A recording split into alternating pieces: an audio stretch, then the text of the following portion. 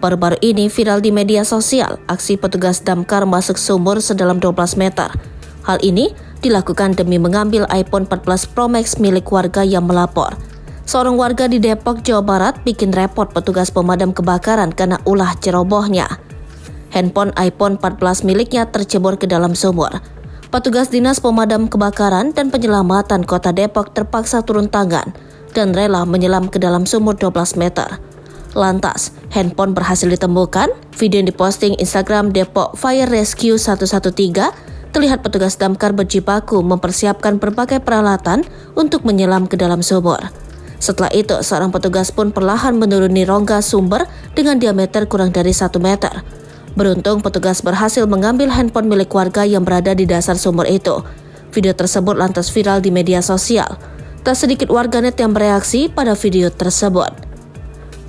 Adapun lokasi kejadian berada di sumur rumah warga yang beralamat di Kelurahan Cimpaen, RT 3 RW 11, Kecamatan Tapos, Kota Depok.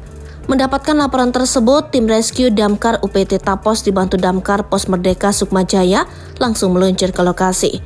Menurut Dindin, kedalaman sumur tersebut diperkirakan mencapai 12 meter dari permukaan tanah. Untuk mengevakuasi handphone tersebut, setidaknya petugas damkar harus menyelam ke dalam air selama 5 hingga 10 menit.